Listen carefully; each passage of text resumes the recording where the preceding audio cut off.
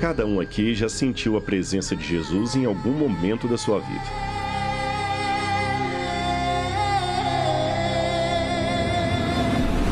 Se não foi uma presença emocional, você se encontrou com Cristo através de textos, estudos ou até explicações teológicas sobre a vida e atuação do Filho de Deus. Mas e quando Jesus não é visto? Como conhecer alguém antes que seja nomeado, que seja compreendido, que seja visto? O Jesus do Novo Testamento, aquele nascido de Maria, que fez discípulos e ensinou com ações, não é a única versão de Jesus.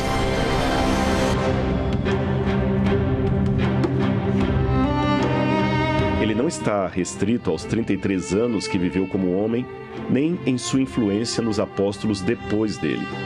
Não é apenas a figura histórica que mudou os calendários e serviu de base para as igrejas do mundo inteiro. Não é só aquele a quem me apego na dor ou celebro na adoração dos meus dias. Na verdade, existe um Jesus eterno, que sempre foi presente, mesmo antes de nascer.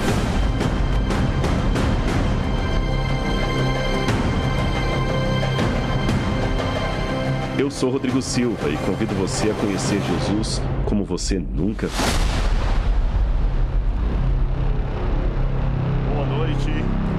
Glória a Deus, é um prazer estar com vocês aqui. Muito obrigado, muito obrigado. Estou muito feliz de ver vocês que aceitaram o nosso convite. E quero também cumprimentar a todo mundo que está assistindo de casa. Eu já recebi a informação aqui que há milhares de pessoas aí nesse momento conosco. Que Deus abençoe você no Brasil e no exterior, tá bem? E que vocês possam sentir o aconchego de Deus nesse momento. Eu sei que muita gente ficou curiosa com o título, Jesus como você nunca viu. O que eu quero dizer com isso? O que eu posso apresentar sobre Jesus que você fala, puxa, eu nunca tinha parado para pensar desse jeito. Eu vou começar dizendo para vocês nessa noite que embora a história de Jesus esteja nos Evangelhos e no Novo Testamento, ele sempre esteve presente aqui.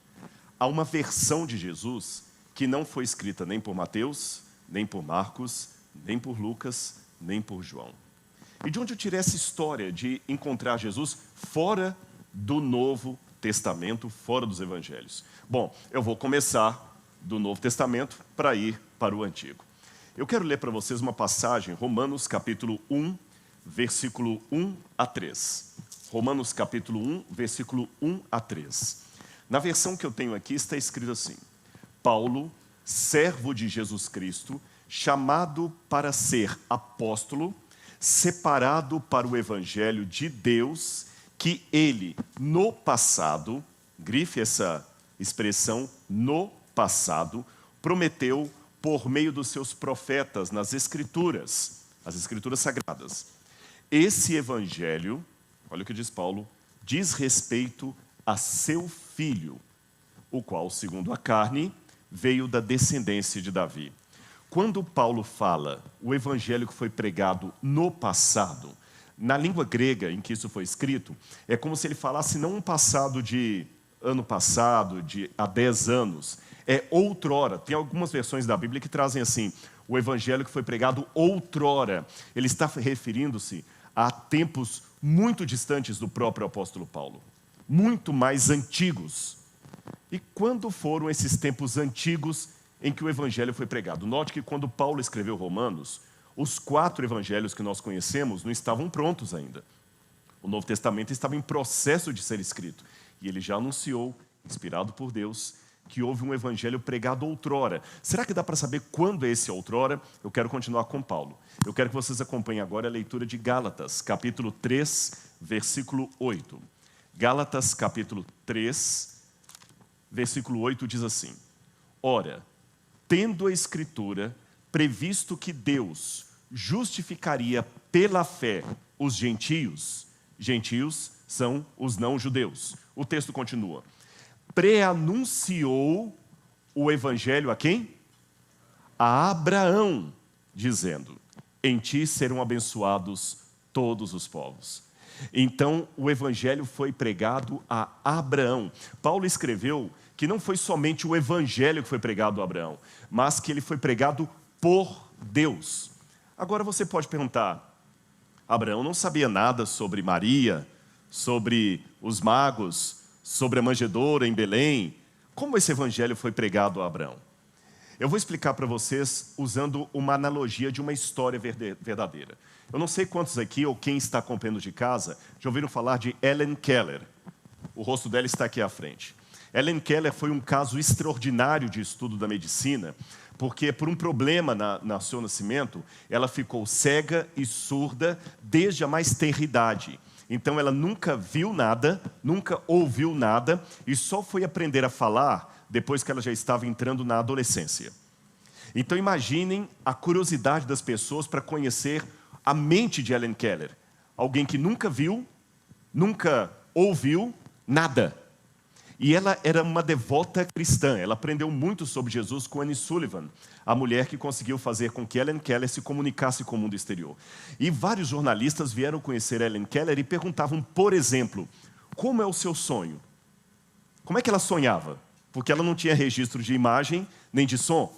E das várias perguntas que fizeram, disseram para ela, e sobre Deus? Por exemplo, você é cristã. Como é que você ficou sabendo de Jesus? A resposta de Helen Keller foi a seguinte: Deus sempre esteve comigo no meu mundo, escuro e silencioso. Eu só não sabia que ele se chamava Jesus. Ele sempre esteve comigo. Eu só não sabia que ele tinha esse nome. Foi assim que o Filho de Deus apareceu aos patriarcas. Eles só não sabiam que ele tinha esse nome. Vamos começar a história? Abraão. É com ele que eu abro a nossa trajetória de apresentar Jesus de uma maneira que você nunca viu. E eu vou começar a relação de Abraão com Jesus, ainda que Abraão não soubesse que ele tinha esse nome, com uma observação que eu não sei se você já percebeu. Como Deus faz pedidos estranhos e perguntas estranhas. Dando exemplo de perguntas estranhas. Jesus, no Novo Testamento, diante de um cego, o cego chega, ou o leproso, Jesus, filho de Davi, tenha misericórdia de mim. E Jesus faz a pergunta mais esquisita que alguém podia fazer. O que você quer que eu faça? Não é estranho você que está em casa acompanhando? O que você quer que eu faça? E pedidos ainda mais estranhos. Um jovem falou, mestre, eu te seguirei. Você quer me seguir? Vai, vende tudo que você tem, dá metade aos pobres, depois vem e me segue. Pedidos estranhos. Aliás, se eu pudesse dar um título para a história dos patriarcas, eu chamaria essa biografia de Pedidos Estranhos. E entre esses pedidos estranhos, ele pediu a Abraão um dia que trouxesse o seu filho e sacrificasse. Essa história que eu vou contar para vocês, ela começou numa parte do mundo que tinha uma cidade chamada Ur dos Caldeus. É aqui que começa a história de Abraão, por volta de 1900 a.C. Eu vou colocar no mapa aqui e vocês vão ver a cidade de Ur dos Caldeus, que está bem aqui, vocês podem ver. Ur, perto de outras grandes cidades, Lagash, Larsa, Erech, Eridu.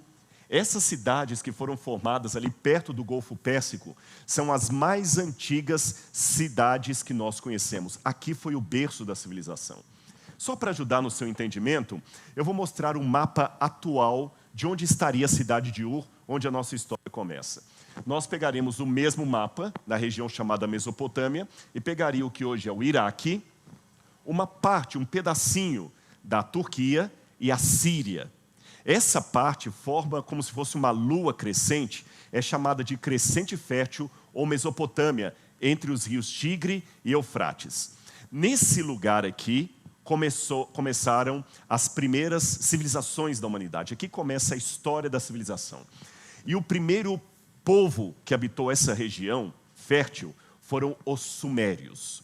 Os sumérios. Gente, os sumérios eram o povo mais inteligente de toda a história. Tem muita coisa que você tem até hoje que só passou a existir graças à invenção dos sumérios. Quer fazer uma lista rápida das coisas que os sumérios inventaram? Então vamos lá. A matemática. Se você hoje pode fazer um cálculo, é porque os sumérios inventaram a matemática. os sumérios também inventaram a escrita. Vou mais, os sumérios inventaram a roda. Foram os sumérios que inventaram a civilização, as cidades com muralhas. E já que inventaram a civilização, tinham que inventar também a política. Se você hoje come um cereal, é porque os sumérios inventaram a agricultura. E, por fim, os sumérios inventaram também a cerâmica. Agora, como é que eu vou reconstruir a história dos sumérios para entrar na história de Abraão? Quando vocês entraram aqui no auditório, pena que o pessoal de casa não pôde ver, mas eu vou mostrar aqui na frente, vocês viram algumas réplicas de peças que nós temos no Museu do NASP. E eu mostrei 2 tabuinhas de argila com escrita cuneiforme, tá certo? Eu tenho a cópia delas aqui na frente.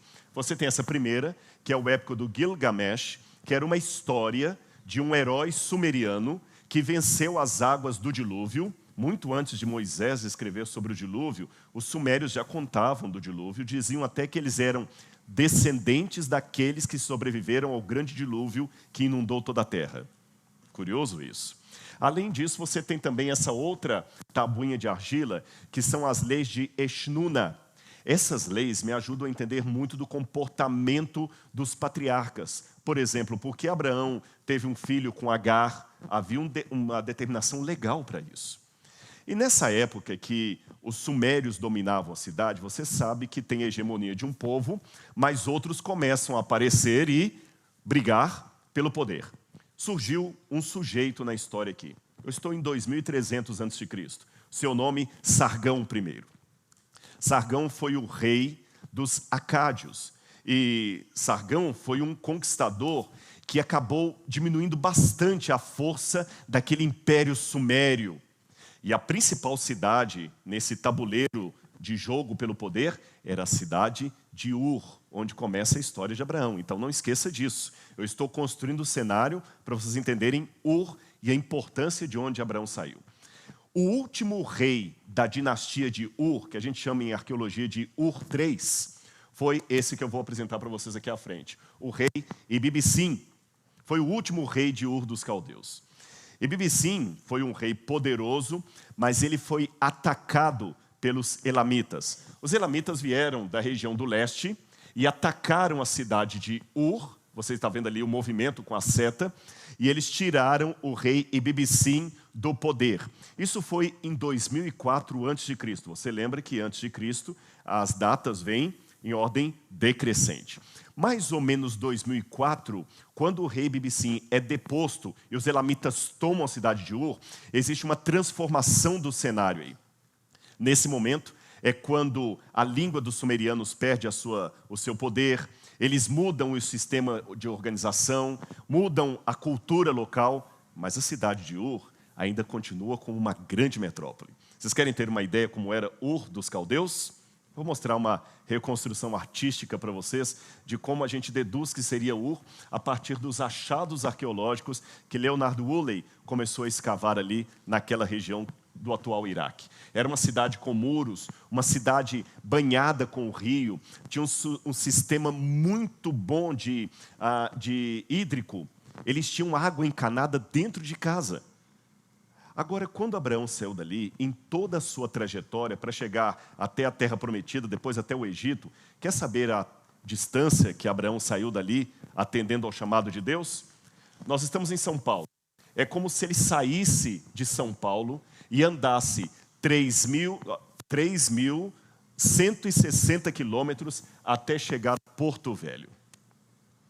Imagina você andando isso em lombo de animal ou a pé. Foi a distância percorrida por Abraão em toda a sua trajetória, tá bem? Agora, foi nessa transição política que eu mostrei para vocês, em que sai do poder Ibibissim, e saem os sumérios e vêm os elamitas, é nessa mudança de ares que nasce Abraão, filho de Terá, e ali ele recebe o chamado de Deus para sair daquele lugar. Só para vocês entenderem, Deus chamou Abraão para sair da terra 2 vezes. Uma primeira vez em Ur e depois em Harã, que eu vou falar daqui a pouquinho. O primeiro chamado foi para sair de Ur. Talvez esse chamado que Abraão recebeu foi o que motivou sair toda a família dele de Ur. Inclusive Terá, o seu pai, seu irmão, seu sobrinho. Foi um clã que deixou Ur. Agora vamos ver na Bíblia, o livro de Hebreus, contando, Hebreus capítulo 11, como é que foi esse chamado de Abraão quando Deus o chamou. Já está aqui na tela. Vamos acompanhar juntos. Pela fé, Abrão, que na época ele ainda não tinha o nome de Abraão, quando chamado, obedeceu a fim de ir para um lugar que deveria receber por herança. E partiu, sem saber para onde ia. Talvez foi esse chamado de Abraão que eu falei com vocês, que fez com que a família toda saísse. Agora imagina a trajetória. Ele sai de Ur dos Caldeus, só que ele não vai direto para a terra prometida. Eles param, estacionam em Arã, ou Padã Arã, que hoje seria na Turquia. E eu faço uma pergunta, por que Abrão parou ali com seu pai? A Bíblia não oferece essa resposta, mas dá para eu levantar algumas hipóteses ali. Talvez o comodismo. Essa terra ninguém sabe onde é. Arã era um lugar bem irrigado. Vou ficar por aqui mesmo. E aqui vem a primeira lição. Aprenda uma coisa. Se Deus chama você, e você que está em casa também acompanhe isso aqui, não esqueça. Se Deus chama você para uma tarefa, não adianta fazer 99%. 99% salvo significa 100% perdido. Pode parecer um preciosismo de Deus, mas não é assim. Eu vou ilustrar para vocês contando uma história que aconteceu ali no NASP. Nós temos vários cursos ali de direito, teologia, letras, pedagogia.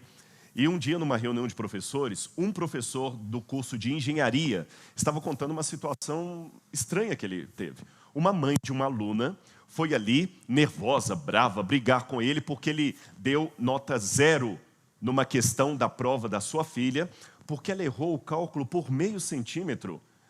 Minha filha ficou de DP só por causa disso. Professor, podia dar pelo menos meio certo. Você está sendo muito duro. E ele deu uma resposta para aquela mãe, que eu achei tão sábia, que eu vou pedir licença para reproduzir para vocês.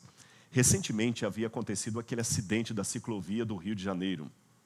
Ele falou assim, mãe, a senhora acompanhou aquela tragédia do Rio de Janeiro, da ciclovia? Sim.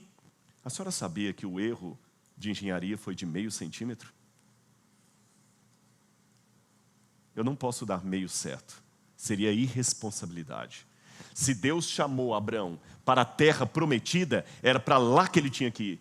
E talvez o próprio pai dele, Terá, falou, olha, a tradição judaica diz que Terá não era tão religioso como o filho. Vamos ficar aqui mesmo. Deus não é tão rigoroso assim. Olha o que diz Gênesis capítulo 12, versículo 1. E eu estou feliz que eu acabei de ouvir uma coisa aqui. Eu estou com um ponto que nós temos 20 mil pessoas online. Glória a Deus, não é isso? Olha, palmas para vocês que estão acompanhando a gente de todo lugar do Brasil e do mundo. Aproveite esse momento para ter um encontro com Deus, tá bem? Um encontro com Deus. Gênesis capítulo 12, versículo 1. O Senhor disse a Abrão, saia da sua terra, da sua parentela, da casa do seu pai e vá para uma terra que eu lhe mostrarei. Olha que interessante. Dessa vez a ordem não foi apenas sai daqui. Sai da casa da sua parentela. Esse detalhe para mim me levanta a hipótese que Terá estava usando até chantagem emocional para segurar Abrão ali. Tanto é que Terá morre em Padã Arã. Aliás, até o nome de um dos irmãos de Abraão era o nome do local. Às vezes, Deus vai pedir a você para romper até com laços da sua família que prendem você no comodismo. O comodismo coloca as pessoas em situação de estagnação. E embora seja bíblico que você tem que honrar seu pai e sua mãe, para você poder atingir aquilo que Deus quer para você, você às vezes vai ter que deixar algumas crenças limitantes que você recebeu do seu pai e de sua mãe, por qualquer razão. Você às vezes está preso num lugar porque você acredita que não pode ir mais para frente. E é interessante quando a gente olha em hebraico, quando Deus falou com Abraão, saia da sua terra. Eu vou mostrar para vocês como estar em hebraico. Essas letrinhas que vocês vão ver aqui agora, que na verdade você lê da direita para a esquerda, você lê Lech Lechá. Essa expressão em hebraico, Lech Lechá, que eles traduziram na Bíblia por saia, é uma expressão tão forte que os israelenses a usam até hoje como um ditado popular. O que me chama a atenção é que Lech já significa saia, é uma ordem. Por que Jesus não apareceu para Abrão e falou com ele apenas assim, Abrão, Lech, já está mandando sair. Por que falou Lech Lechá? Se eu tentar traduzir ao pé da letra, não é só saia. Saia por você mesmo, não pelos outros. Porque se for pelos outros, você vai ficar. Às vezes você tem que romper com as suas crenças limitantes, que às vezes dominam você até por chantagem emocional. Quantas mães não conseguem crescer na vida? É por causa do meu filho, eu não posso. O amor de mãe é compreensível, é muito bonito o sacrifício que você faz pelo seu filho, mas você não pode tornar o seu filho um Deus da sua vida que trava você de crescer. Às vezes pode ser uma amizade. Agora outra pergunta que eu faço. Por que Deus escolheu alguém tão idoso? Abraão tinha 75 anos. 75 anos. E Deus chamou Abraão. Por quê? Será que é porque Abraão era mais bonito? A resposta da razão pela qual Abraão foi escolhido, para mim não foi a perfeição dele, porque eu vi vários erros em Abraão ao longo da vida dele. Você comete erros, bem-vindo ao clube. Abraão também. Sabe por que Deus o chamou? Aqui eu quero ler com vocês novamente uma parte do Novo Testamento. Tiago, capítulo 2, verso 23.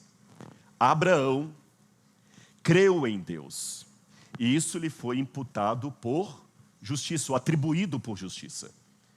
E ele foi chamado amigo de Deus. Olha que linda essa parte. Ele foi chamado amigo de Deus. Eu gostaria, hoje, se eu fosse um profeta bíblico, de escrever uma Bíblia nova e colocar o seu nome ali. Qual o seu nome? Mariana. E Mariana creu em Deus. Isso lhe foi atribuído por justiça. E Mariana foi chamada amiga de Deus. Você é amiga dele. E ele te ama. Não deixe ninguém fazer você duvidar disso. E Denise acreditou. E isso lhe foi atribuído por justiça. E Denise foi chamada amiga de Deus. Qual o seu nome? André acreditou e foi chamado amigo de Deus. Vamos sair de Padã Arã agora e vamos para onde Deus nos chamou. É uma terra desconhecida, não sabemos onde é, mas nós vamos porque o Lech Lechá está conosco. Ele nos chamou. E quando Abraão chega ali naquela terra, ele não tem um lugar fixo ainda. Ele vai morar com suas tendas no território de outra pessoa, de um homem chamado Manri. E ali sabe o que havia muito? Ali havia muitos carvalhos. A Bíblia fala dos carvalhais de Manri. E eu gostaria de falar com vocês um pouquinho sobre o carvalho, essa árvore que me encantou tanto em Israel. O carvalho é uma árvore linda. Linda, linda, maravilhosa. E eu pesquisei um pouco sobre o carvalho. E descobri algumas coisas. Por exemplo, você sabia que o carvalho é uma árvore que pode viver entre 500 e até 1000 anos. O carvalho é a árvore mais velha que você vai ver numa floresta de árvores. O tronco dela é bem enrugado e as raízes também, demonstrando uma árvore de sofrimento. Mas ela está ali resistindo, porque ela continua existindo até no inverno. Ela pode atingir uma altura de 40 metros. Ela não perde as folhas no inverno. Mesmo com o rigor da neve, do vento, ela fica ali resistindo. Sabe por que o carvalho permanece? Porque Deus o criou para resistir. Você é o carvalho de Deus. A força não está em você mesmo, mas está naquele que criou você, com folhas para aguentar o inverno. Você vai ter cicatrizes dos machucados do frio dessa vida. Você vai passar por problemas, por sofrimentos. Mas você está aceitando ser um carvalho de Deus? Você está aceitando ter as intempéries que o carvalho tem, que são aquelas intempéries que fazem o carvalho ser o que ele é? Nós vivemos num tempo muito complicado. Um tempo de brigas, de mentiras, enganos, meia verdade. Alguns falam de pós-verdade. E assim como o carvalho, está na hora de nós termos a nossa sombra para que alguém possa se abrigar em nós e espalhar para todos aí o perfume de Cristo. Eu chamei você hoje para ser um carvalho de Deus. Aí eu fico entendendo por que povos da antiguidade valorizaram tanto essa árvore, uma árvore tão típica ali da região. Por que o carvalho está aqui até hoje e salvou a vida de muita gente? Porque muitos medicamentos da época de Abraão eram feitos a partir da seiva e das folhas do carvalho. Estar em Israel, como eu estive várias vezes, sentar embaixo da sombra de um carvalho e sentir como Abraão ali recebendo o Cristo e os anjos, irmãos, é uma emoção que eu espero conseguir traduzir para vocês nessa noite, porque é isso que eu quero que você sinta, o sentimento de gratidão, porque você está como patriarca na presença do Eterno. Você que está em casa também está na presença de Deus. É por isso que o carvalho é ao mesmo tempo uma árvore tão machucada e tão bela. Seja um carvalho de Deus hoje. Amém? Além do carvalho, nós temos alguns elementos que me ajudam a ilustrar essa história. Vocês viram elementos relacionados a esses 4 objetos aqui. Eu vou falar do altar, eu vou falar do poço, eu vou falar da tenda e eu vou falar do deserto. Esses elementos foram muito importantes para o contexto dos patriarcas. Aliás, hoje, se você quer conhecer bastante os usos e costumes da época de Abraão, Isaac e Jacó, vá conviver com os beduínos como eu fiz. Dormi com beduínos ali no deserto e me chama muita atenção que eles parecem que congelaram no tempo. A palavra beduíno significa em árabe aquele que vive em lugares abertos. E os beduínos amam tenda. Lá na entrada, vocês viram, o pessoal de casa, eu vou ficar devendo, a gente colocou aqui à porta do teatro, eu agradeço a minha equipe que fez isso, alguns elementos da tenda de um beduíno. Aliás, eu lembro que uma vez um beduíno falou comigo que ele não entendia como é que eu tinha coragem de dormir numa casa com uma laje de concreto armado em cima. Ele falou, você não tem medo de cair sobre você? Para mim, eu só consigo dormir dentro de uma tenda. Apenas dentro de uma tenda. E assim que era a tenda de um beduíno. Normalmente, as tendas que não mudaram o seu modo de ser desde a época de Abraão até os beduínos que eu vejo hoje no Oriente Médio, elas eram armadas perto do lugar onde tinha água. O lugar da água muda no deserto, por isso que eles eram obrigados a estar sempre mudando. A tenda geralmente era feita de pele de animal, geralmente pele de cabra, tá certo? Pelo de cabra. Ele pegava o pelo da cabra assim, fazia um trançado desse jeito, como se fosse a trama e a urdidura de um tecido. E eles viviam ali. As tendas tinham 2 partes. Uma parte onde você tinha uma situação mais íntima para a família e outra onde você tinha convivência social, recebia pessoas, você podia receber parentes ou visitantes, ou quem sabe alguém para comer com você. Eu quero ler uma outra passagem relacionada à tenda. Gênesis capítulo 15, versículos 5 e 6. Gênesis capítulo 15, versículos 5 e 6. Olha o que Deus fez com Abraão. E levando-o para fora da tenda, disse-lhe, olhe para o céu e conte as estrelas, se é que pode contá-las. E prosseguiu, assim será a sua descendência. Abraão creu, e isso lhe foi creditado por justiça. Imagine o céu estrelado. Há uma peculiaridade aqui. Quando Abraão pôde contemplar um céu com muito mais estrelas do que nós veremos aqui em São Paulo, por causa da luz artificial, ele ficou quase que hipnotizado diante de tamanha beleza. E ele se lembrou porque as tendas, naquela trama e urdidura do tecido, tinham vários buraquinhos que quando você estava dentro da tenda durante o dia, o sol brilhava fora e o pano da tenda parecia um céu estrelado por causa dos brilhos. Ele já estava acostumado com aquele céu de dentro da tenda. Deus falou, não, saia da sua zona de conforto, vem aqui para fora. Senhor, aqui está bom, fala comigo aqui dentro, lá fora está frio, é mais seguro dentro da tenda. Não, eu tenho algo muito mais belo para você aqui fora. Vem, olha para cima, conta as estrelas, se é que você pode. Não posso, Senhor, são muitas estrelas. Abraão, vem cá que eu quero te contar uma coisa. Como o número das estrelas serão os seus descendentes. E vou te contar uma coisa. Eu virei na terra e eu me tornarei um dos seus descendentes. Você ainda não sabe que nome eu terei, mas eu nascerei de uma mulher que também será descendência sua. Eu sou o seu Deus, eu sou o seu Criador, mas para salvar você, eu me tornarei o seu filho. O Evangelho foi pregado a Abraão.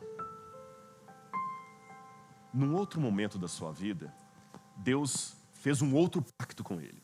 Falou, Abraão, você vai pegar animais agora e vai cortar no meio, vai colocar a carcaça de um lado, a carcaça de outro lado e vai guardar. E diz que Abraão fez aquilo e várias aves de rapina vinham ali nos animais, ele chotava as aves, depois ele dormiu e veio um fogo de Deus e passou pelo meio dos animais. A gente não entende o porquê disso. Eu vou explicar para vocês. Lembram os tabletes com inscrição cuneiforme que eu falei? Eu não sei se há advogados aqui, mas a gente estuda muito o direito da antiga Mesopotâmia. E os códigos jurídicos da época diziam que uma forma de fazer um acordo entre dois reis ou entre dois líderes era o seguinte: cortava-se um animal, deixava metade da carcaça de um lado, a outra metade do outro, eu pego uma tocha e a outra pessoa com quem eu estou fazendo o acordo pega a tocha e nós passamos um pelo outro, pedaço do animal de um lado, pedaço do animal do outro. Quando nós chegamos no centro, nós trocamos a tocha e eu falo, fiz um acordo com você, eu cortei uma aliança. A palavra para aliança em hebraico é brit. Eu cortei uma aliança. Se eu não cumprir a minha parte no pacto, que eu seja esquartejado como esse animal. Foi isso que Deus fez com Abraão, mas com uma diferença. Só o fogo de Deus que passou pelo meio. É como se ele falasse assim, é lógico que você tem uma parte no trato, mas o que eu tenho para dar para você é tão grandioso que somente eu que posso garantir o cumprimento desse acordo. Abraão, quando estava na tenda, ele recebeu também anjos. Na verdade, eram Jesus e 2 anjos que o estavam visitando. E Jesus foi ali, em forma corpórea. Vamos a Gênesis, capítulo 17, versículo 17, num dos momentos em que Abraão estava junto com Jesus. Gênesis 17, 17, diz assim, quando ele recebeu a promessa que ele seria pai de uma grande nação. Então Abraão caiu sobre a sua face e riu. Essa expressão no hebraico, caiu sobre a sua face e riu, significa que ele ficou debruçado de tanto rir, como se alguém contasse uma piada tremenda. Sara também riu num outro momento, mas Sara foi mais comedida, ela riu escondido ali. Eu imagino que Jesus também riu com ele, porque Deus tem um bom senso de humor. Ele criou a gente e nós somos engraçados. E é interessante que quando a criança vai nascer, até na repreensão de Deus existe bom humor. Você está rindo, Abraão? Você está rindo, Sara? O menino vai se chamar Isaac. E tem um trocadilho aqui em hebraico. Porque quando você fala em hebraico, Vaitzak, em hebraico, essa expressão em hebraico, Vaitzak, ela pode ser lida de 2 maneiras. E Isaac, ou e riu. Porque o verbo chok significa rir em hebraico. E sabe como é que eles fazem a onomatopeia do riso? O que é onomatopeia, Rodrigo? Bom, é quando você imita o som de um objeto caindo, de um cachorro latindo, de um gato miando e até de uma gargalhada. Você lá que está em casa, você está mandando mensagem para o pessoal aí, chamando o pessoal para vir, aí você fala assim, olha, o Rodrigo falou uma coisa, na hora eu comecei a rir, eu kkkk. Sabe como eu faria isso em hebraico? Aí eu tsak, tsak, tsak, tsak, tsak. Risada. E o nome do menino ficou Itzak. Ou Isaac, risadinha. Deus tem um senso de humor maravilhoso. E hoje eu quero dizer para você que está acompanhando a gente em casa, vocês que estão aqui, eu estou sabendo que desde a última vez que eu falei, já tem mais 2.000 pessoas assistindo, estamos com 22.000 pessoas. Deixe Deus sorrir com você e para você. Sabe, gente, se um homem não sabe rir de uma boa piada, desconfie da religião dele. Você pode estar tendo problemas, mas você ainda tem motivos para sorrir, porque Deus está com você, e Ele come com você como comeu com Abraão. Até o cardápio é dado ali, não é isso? Eles comeram pão, coalhada, leite, carne, e comer com alguém no Oriente Médio é algo muito sério. Quando os beduínos chamam você para comer, você tem que aceitar. Um dia eu arrisquei um exercício de antropologia e perguntei para um beduíno, e se eu não quiser comer com você? Sabe o que ele me respondeu? Você está dizendo que me odeia. No deserto, dividir o seu pão com alguém, você está dando para ele o melhor que você tem. Então, quando Jesus vem e aceita o pão de Abrão, ele aceitou a hospedagem, ele aceitou a gentileza. Deus em si mesmo se basta, mas Ele quer contar com você. Deixa Jesus também curtir a comida que você come, a roupa que você veste, a piada que você conta. Deixa Deus ser seu amigo. Abraão também construiu muitos altares. Aliás, ele foi um edificador de altares.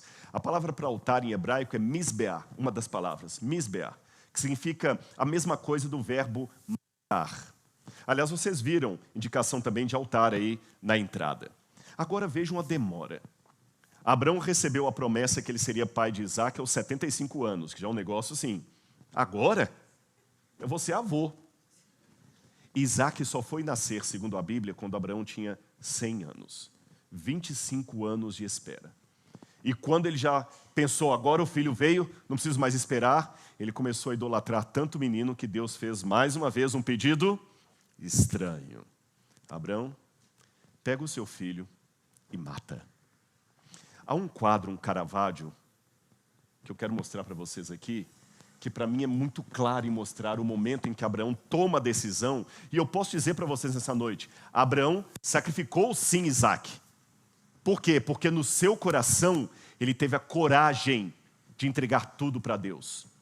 Mas olhem a situação quando o anjo, que na verdade o Melech Adonai, que é o anjo do Senhor, que na verdade era Cristo, vem, segura a mão, não é um anjo qualquer, ele fala assim, calma Abraão, porque agora eu vi que você não me negou o seu filho.